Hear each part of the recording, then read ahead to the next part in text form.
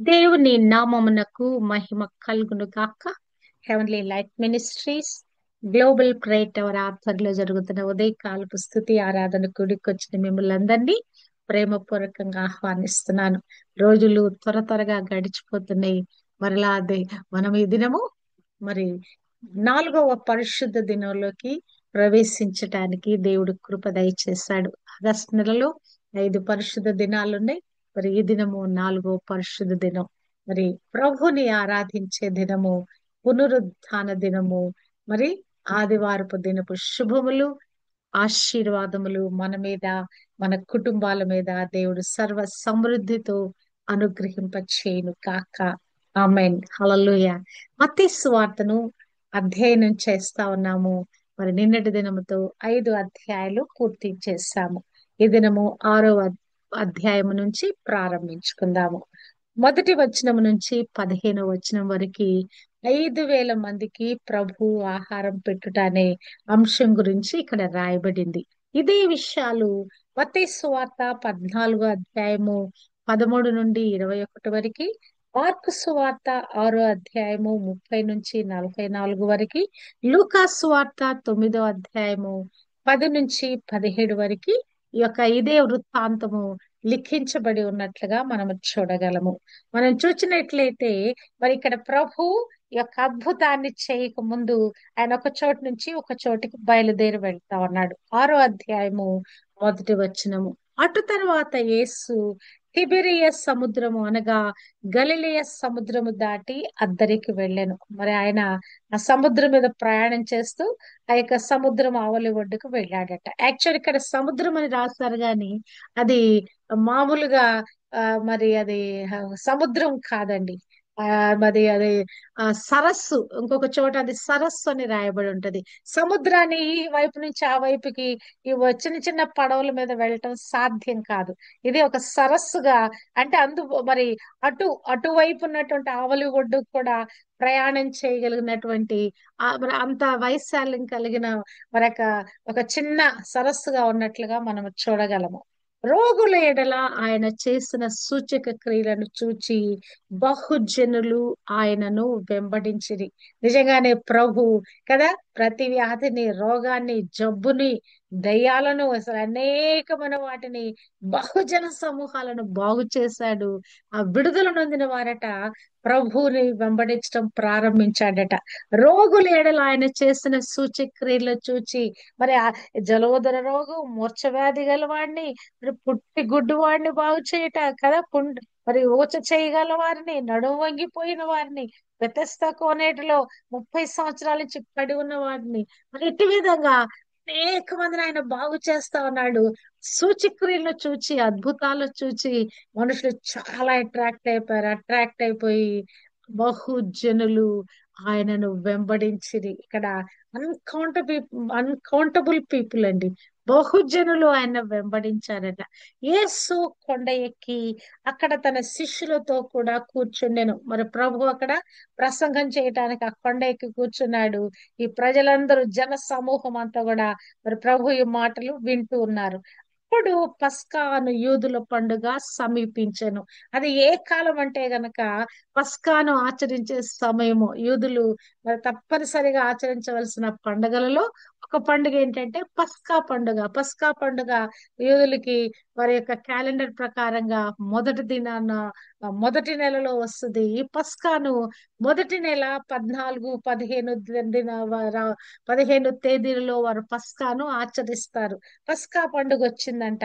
కాబట్టి యేసు కన్నులెత్తి బహుజనులు తన యొద్దకు వచ్చుట చూచి, మరి ఇక్కడ జన సమూహము ఆ రోగాలు బాగు చేయుట, అద్భుతాలు చూచిన వారందరూ కూడా ప్రభువుని వెంబడిస్తా ఉన్నారు. కన్నులెత్తి ఎంతమంది ఉన్నారట అండి? బహుజనులు తన యొద్దకు వచ్చుట చూచి, ప్రభువుకి అసలు అంత మందిని చూచి మరి హృదయం అంతా నిండిపోయి ఉంటది. వారి మీద ఒక కనికరము, జాలి కలిగిన హృదయం వచ్చేస్తుంటది. మరి అక్కడ తన శిష్యులతో అంటున్నాడు, వీరు భుజించుటకు ఎక్కడి నుండి రొట్టెలు కొన్ని తెప్పింతుమని ఫిలిప్పును అడిగాను. ఫిలిప్పుకి ఒక ప్రశ్న వేస్తా ఉన్నాడు. ఆ బహుజన సమూహాలు అక్కడ ఉన్నారు, లెక్కింపలేని వారు అక్కడ ఉన్నారు. వాళ్ళందరికీ మనం భోజనం పెట్టాలంటే మరి ఎక్కడి నుంచి మన రొట్టెలు తీసుకొచ్చి మరి కొన్ని తెప్పించి పెడదామా అని ఫిలిప్ ఒక శిష్యుడైన మరి ఫిలిప్పుని అడుగుతా ఉన్నాడు. యేసు ఏమి చేయనయుండెనో తానే ఎరిగి ఉండి అతనిని పరీక్షించుటకు అలాగు అడిగాను. ఇక్కడ ఫిలిప్కి ఒక ప్రశ్న వేశాడు. కానీ ఆ ప్రశ్నకు సమాధానం ఏంటో ఆల్రెడీ ప్రభువుకు తెలుసు. తాను ఏమి చేయనయుండెనో దానిని ఎరిగి ఉండి ప్రభు అక్కడ ఒక కార్యం చేయాలనుకున్నాడు. అనేక మందికి భోజనం పెట్టాలనుకున్నాడు. మరి అనుకున్నప్పుడు ఈ భోజనం పెట్టడానికి మరి పోయి రొట్టెలు కొనుక్కురావాలా, మరి రొట్టెలతో మరి తెచ్చిన వాటిని తీసుకొచ్చి వీరికి భోజనం పెట్టాలనే ఆ మీమాంస సందేహము ఆ యొక్క శిష్యులకు కూడా కలుగుతున్నట్లుగా మనము చూడగలము. తాను ఏమి చెయ్యనయుండెనో తానే ఎరిగి ఉండి అతనిని పరీక్షించుటకు అలాగూ అడిగాను. చాలా సార్లు మన జీవితంలో మనం చూస్తే మరి తెలియకుండానే ప్రభు మనల్ని పరీక్షించుట అనే విషయం అనేది మనకు తర్వాత గోచరం అవుద్ది. ఆ సందర్భంలో మనకు గోచరం కాదు, కానీ తర్వాత కొద్ది రోజులైన తర్వాత ఆ సంఘటన తాలూకు మరి ఆ యొక్క ఆ విషయాలను మనం ధ్యానిస్తూ ఉంటే గనక దేవుడు మనల్ని అటువంటి పరిస్థితుల్లో పరీక్షించుకుంటూ తీసుకువెళతాడని కూడా కొన్నిసార్లు అనిపిస్తది.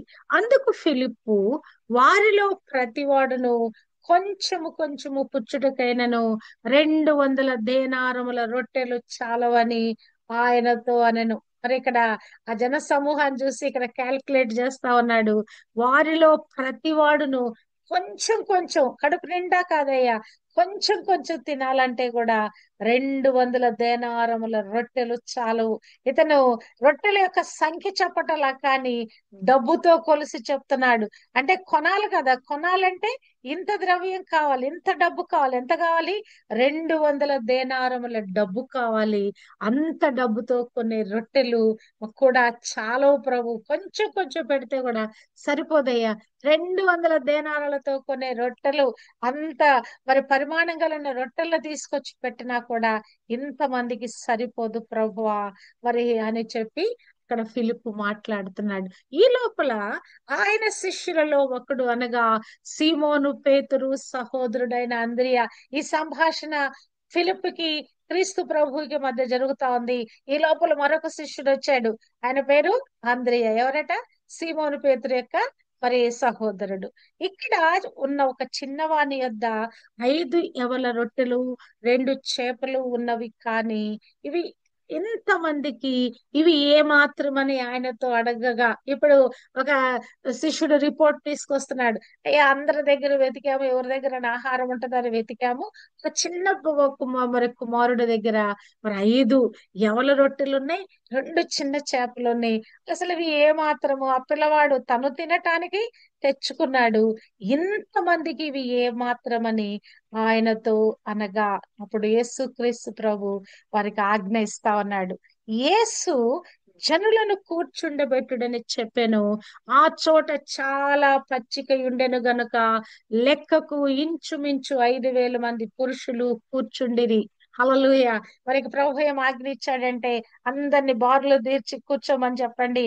మరి అందరిని అంటే అక్కడంతా చక్కని పచ్చకుందంట. ఆ కింద కూర్చున్నా కూడా, ఎప్పుడైనా పార్క్ కి వెళ్ళారా? పార్క్ కి వెళ్తే ఆ పచ్చక మీద కూర్చుంటే అసలు ఎంత ఆహ్లాదంగా, ఎంత ఆనందంగా అనిపిస్తుందో, అసలు దాని యొక్క మెత్తదనం అసలు అది ఎంత అద్భుతంగా అనిపిస్తుందో. అక్కడ చాలా పచ్చకుందంట. ఆ పచ్చక మీద వారందరినీ కూడా బారులు తీర్చి కూర్చోబెట్టారంట. మరి మరొక చోట 50 మంది చొప్పున, మరి 100 మంది చొప్పున అక్కడ వాటిని కూర్చుండబెట్టినట్టు. పాత కాలంలో భోజనాలు ఇట్లా కింద పెట్టేవాళ్ళండి. చక్కగా విస్తరేసి భోజనాలు కింద పెట్టేవాళ్ళు. ఇప్పుడంతా టేబుల్స్ వచ్చేసినాయి భోజనాలు పెట్టడానికి కదా. మరి ఆ పాత కాలం పద్ధతి చొప్పున మరి ఇటు విధంగా అందరిని కూడా కూర్చోపెట్టారంట. అప్పుడు ప్రభు యేసు ఆ రొట్టెలు పట్టుకొని కృతజ్ఞతాస్తుతులు చెల్లించి కూర్చున్న వారికి వడ్డించెను. అలాగున చేపలు కూడా వారికి ఇష్టమైనంత మట్టుకు వడ్డించెను. హల్లెలూయా. ఇప్పుడు ఆయన రొట్టెలు పట్టుకున్నాడు 5 రొట్టెలు. ఎవరి రొట్టెలు మరి అవి ఎంత సైజు ఉన్నాయో మరి చిన్న పిల్లలకి ఏం చేస్తారంటే చిన్న చిన్న సైజ్ చేస్తారు. మా ఇంట్లో కూడా పిల్లలు చిన్నగా ఉన్నప్పుడు చపాతీలు చేసిన చిన్న చిన్న సైజు, ఇడ్లీలు చేసినా కూడా చిన్న చిన్న సైజ్ చేసి పిల్లలకి ఇస్తే వాళ్ళు చాలా దాన్ని ఆనందపడుతూ తినేవాళ్ళు. మరి ఆ పిల్లవాడికి కూడా వాళ్ళమ్మ పెద్ద ఎవల రొట్టెలు కాకుండా చిన్న చిన్నవి చేస్తుంటది. వాటిని పట్టుకునే ప్రభు మరి కృతజ్ఞతాస్తుతులు చెల్లించి వారికి వడ్డించాడంట. హల్లెలూయా. మరొక చోట మరి వాటిని కృతజ్ఞతాస్తులు చెల్లించి విరిచి వడ్డించినట్లుగా రాయబడి ఉంది. ఇక్కడ చూసినట్లయితే ఇక్కడ రాయబడిన ఈ మాట వారికి ఇష్టమైనంత మట్టుకు వడ్డించెను. మరి ఫిలిప్ ఏమన్నాడు? అయ్యా కొంచెం కొంచెం మరి పెట్టినా కూడా ఇంత డబ్బులు ఖర్చు అవుతాయి అయ్యా అని. ఇక్కడ ఫిలిప్ అంటే ఇక్కడ ప్రభు ఈ యొక్క వీరికి భోజనం పెట్టేటప్పుడు ఆ రొట్టెలను మల్టిప్లై చేసినప్పుడు, ఆ చేపలను మల్టిప్లై చేసినప్పుడు మరి ఆ వారు ఇష్టమైనంత తిన్నారంట. అడవిలో ఎక్కడో దూర ప్రదేశంలో కొండ మీద మరి అక్కడ ఆ భోజనము వారు సంతృప్తి అయిన భోజనం చేస్తా ఉన్నారు. ఇంచుమించు 5,000 మంది పురుషులు, వారితో పాటు స్త్రీలు, వారితో పాటు పిల్లలు కదా.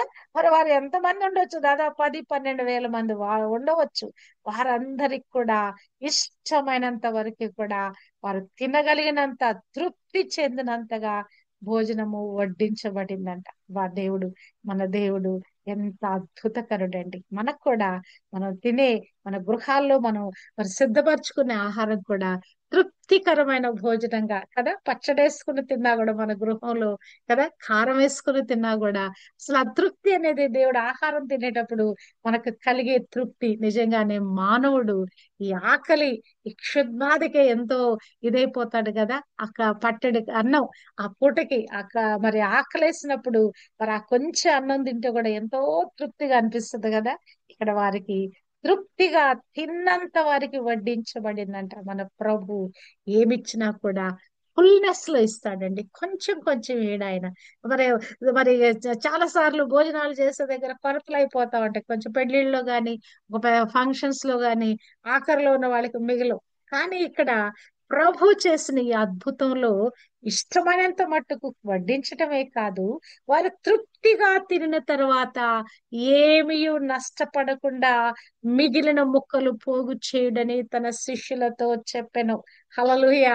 ఇక్కడ ప్రభు చేసిన ఈ అద్భుతంలో ఇంకా మిగిలినయట. అంతమంది తినగా ఇంకా మిగిలితే వాటిని ఏమీ నష్టపడకుండా ఆ ముక్కలను పోగు చేయడని. అసలు ఆ ముక్కలన్నీ కూడా ఆ ఆ చేపలు అవి మల్టిప్లై అయిపోతా ఉన్నాయి. వాళ్ళు వడ్డిస్తా ఉన్నారు, మల్టిప్లై అయిపోతుంది. మరి వీటిని అన్నిటిని కూడా మరి ప్రిజర్వ్ చేయటానికి, వాటన్నిటిని సమకూర్చడానికి అక్కడ ఏమి గంపలు ఉన్నాయి, మరి ఏమున్నాయో తెలియదు గాని ప్రభు ఏమీ నష్టపడకుండా మిగిలిన ముక్కలు పోగు చేయడని తన శిష్యులతో చెప్పెను. ఎవరైనా ఆ గంపలతో పని చేసుకునే వాళ్ళు మరి వారు అక్కడ కలిసి అక్కడ ప్రభుని ఆ వెంబడించుకుంటూ వచ్చారే మరి ఆ యొక్క ఆ కొండ ప్రదేశంలో మరి గంపలు ఎక్కడి నుంచి వస్తాయి? ఇక్కడ మనం చూస్తే గనక కాబట్టి వారు భుజించిన తర్వాత వారి యొద్ద మిగిలిన 5 యవల రొట్టెల ముక్కలు పోగు చేసి 12 గంపలు నింపిరి. హల్లెలూయా. ఇక్కడ చూసినట్లయితే 12 గంపలు నింపారంట కదా. ఇప్పుడన్నా గంపలు చూస్తారా? చాలా పెద్దగా ఉంటాయి అవి. చాలా పెద్దగా మామూలుగా వెదురుతో అల్లిన బుట్టలు అట్టే విధంగా ఉంటాయి గంపలు. మా చిన్నప్పుడు మా ఇంట్లో ఉండే పెద్ద పెద్ద గంపలు ఉండే. దానికి దేనికి వాడేవాళ్ళం అంటే కోళ్ళను కప్పి పెట్టడానికి వాడేవాళ్ళం. నా చిన్నప్పుడు గంపలు పెద్ద పెద్ద గంపలు ఉండే. మరి ఇక్కడ చూసినట్లయితే యవల ముక్కలను 12 గంపలు నింపారంట ప్రభు.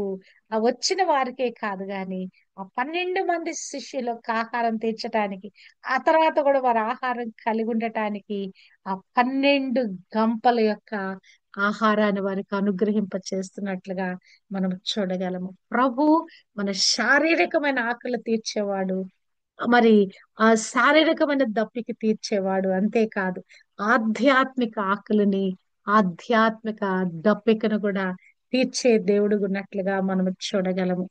ఆ మనుషులు యేసు చేసిన సూచక క్రియను చూచి నిజముగా ఈ లోకమునకు రాబోవు ప్రవక్త ఈయనే అని చెప్పుకునేది. ఈ భోజనం చేయగానే వీరికి చాలా కడుపు నిండిపోయి ప్రవచనాలు వచ్చేస్తున్నాయి. వీళ్ళు ఏమంటున్నారు?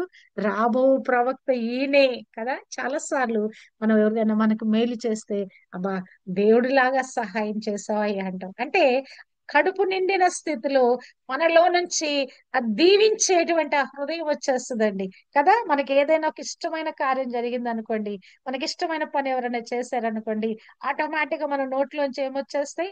బ్లెస్సింగ్స్ వచ్చేస్తాయి, పొగడ్తలు వచ్చేస్తాయి కదా. ఇక్కడ వీరిలో నుంచి కూడా మరి ఆయన ఈయనే ప్రవక్త అనేటువంటి ఆ మాటలు బయటకు వస్తా ఉన్నాయి. చూసి ఈ అద్భుతం చేయటం చూసి, అరే 5 రొట్టెలు 2 చేపలు ఇన్ని వేల మంది తిన్నారా అని మరి ఒక తన్మయులైపోయారు, ఆశ్చర్యచకితులైపోయారు. మరేమంటున్నారు? ఈయన రాబో ప్రవక్త ఈయనే అని చెప్పుకున్నారు. అసలు ఆయన మెస్సీయ అయి ఉన్నాడు కదా. కదా, వారిని రక్షించడానికి వచ్చిన రక్షకుడై ఉన్నాడు. మరి వారిని విమోచించడానికి వచ్చిన క్రీస్తు మెస్సీయ అయి ఉన్నాడు. కానీ వారు ఆయనని ఒక ప్రవక్తగా ఇక్కడ అభివర్ణిస్తా ఉన్నారు. అంతేకాదు, వాళ్ళు ఏం చేస్తున్నారంటే ఆయన చేసిన కార్యానికి రాజుగా చేయుటకు వారు వచ్చి తను బలవంతముగా పట్టుకుని పోవచ్చున్నారని యేసు ఎరిగి మరలా కొండకు ఒంటరిగా వెళ్ళెను. ఇక్కడ వీళ్ళంతా కూడా భోజనాలు చేసిన తర్వాత మరి వారు ఏం చేయాలనుకున్నారంటే, ఈయన ఒక ప్రవక్తే కాదు, మనం ఒక రాజుగా పెట్టుకున్నాం అనుకో, ఒక అధికారంలో ఈయన పెట్టామనుకో, ఆయన నిరంతరం ఈ అద్భుతాలు చేస్తా ఉంటాడు, మనం హ్యాపీగా మన లైఫ్ లీడ్ చేయొచ్చు అని ఆయనను రాజుగా మరి చేయాలని బలవంతంగా పట్టుకోబోతున్నారని యేసు ఎరిగి కదా. ఆయన దైవ మానవుడై ఉన్నాడు, అన్నిటిని కూడా ఎరిగిన వాడై ఉన్నాడు. మరి మన యొక్క హృదయము ఆంతర్యాలను ఎరిగి ఉన్నవాడై ఉన్నాడు. అసలు ఏమి సంభవించబోతుందో సమస్తము కూడా ఎరిగిన వాడై ఉన్నాడు. మరి అదంతా సంభవం అంతా అయిపోయిన తర్వాత ఆయన మరలా కొండకు ఒంటరిగా వెళ్ళాడట. రెండవ మరి మరి అంశంగా ఇక్కడ చూసినట్లయితే, క్రీస్తు ప్రభు నీటి మీద నడుచుట 16వ వచనం నుంచి 21వ వచనం వరకు రాయబడింది.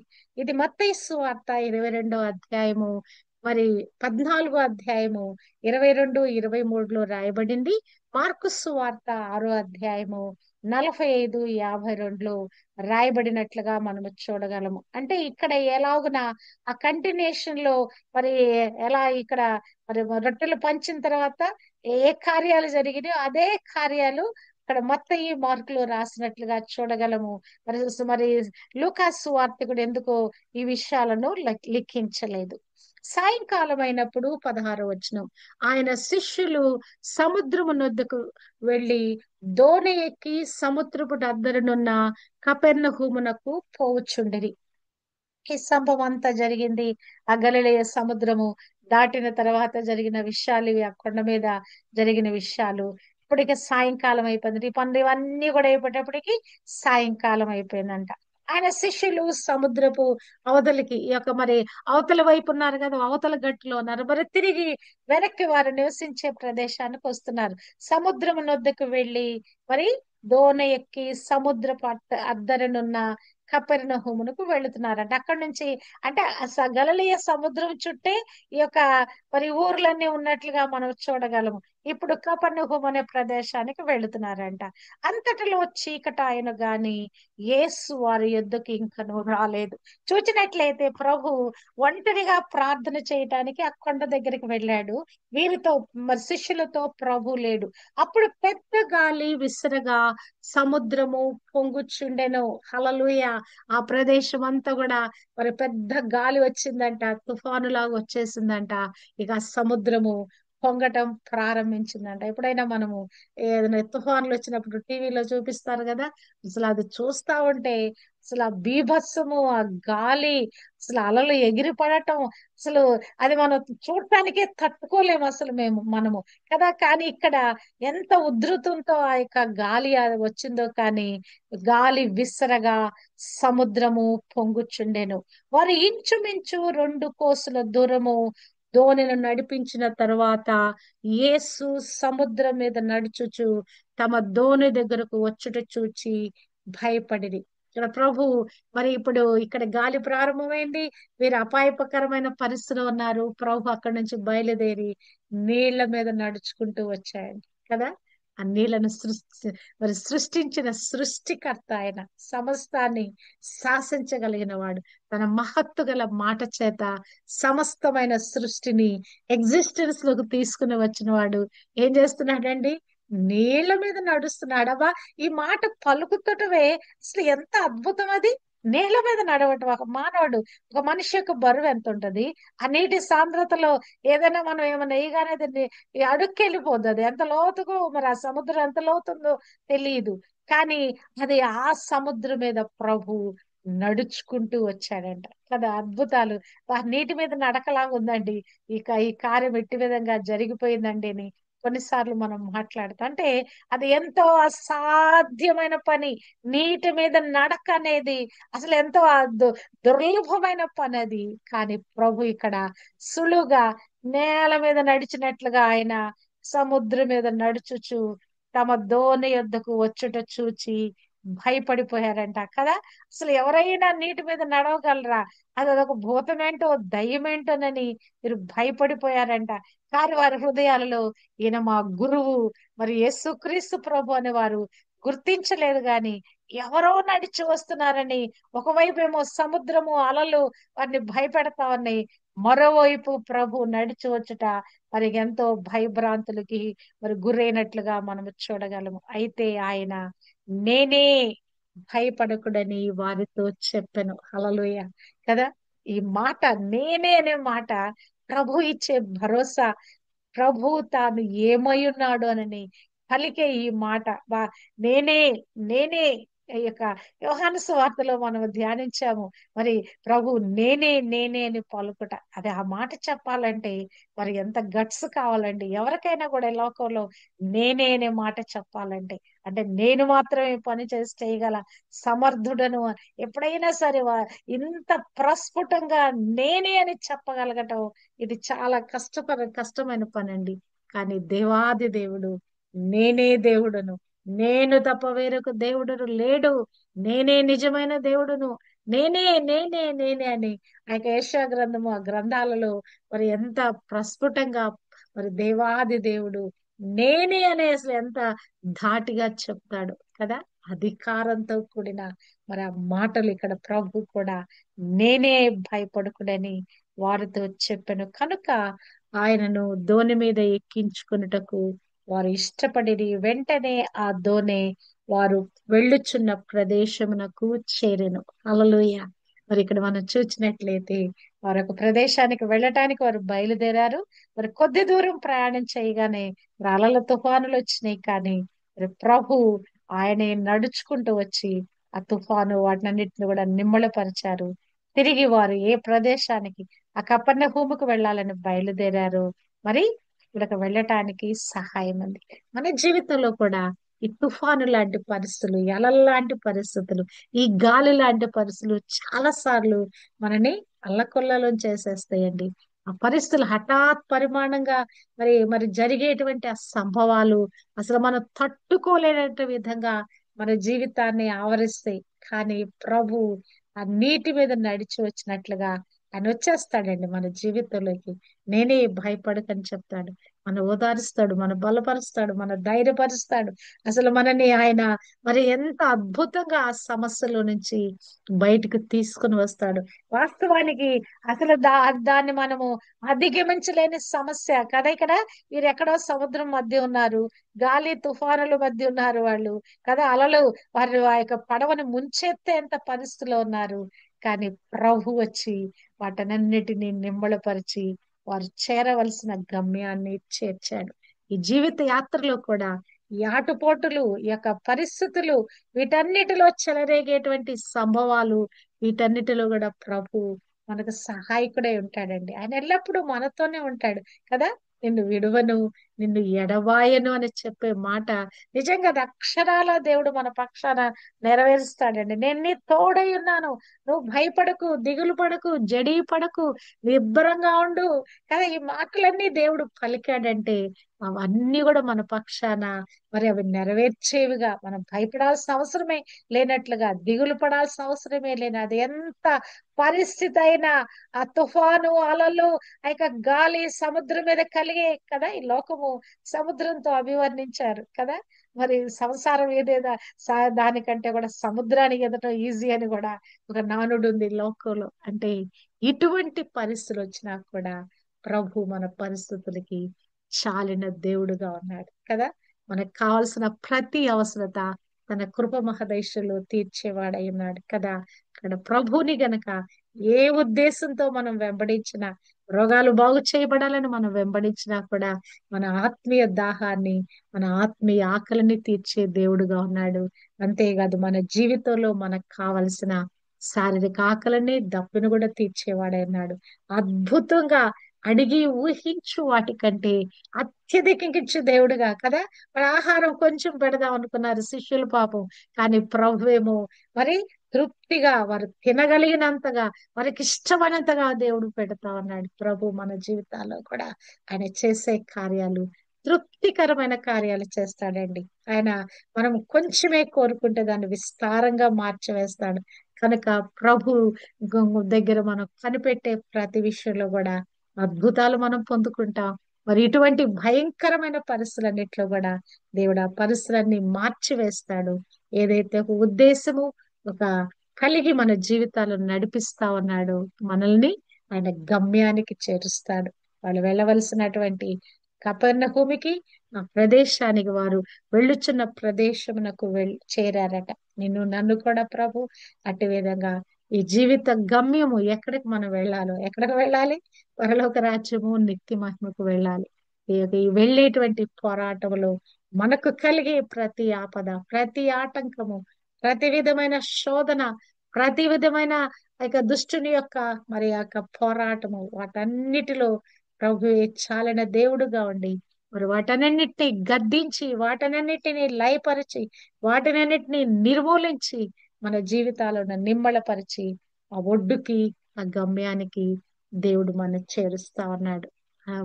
అటు దేవాది దేవునికే మహిమ, ఘనత, ప్రభావములు, కీర్తి చెల్లును గాక. ఆమేన్. హల్లెలూయా.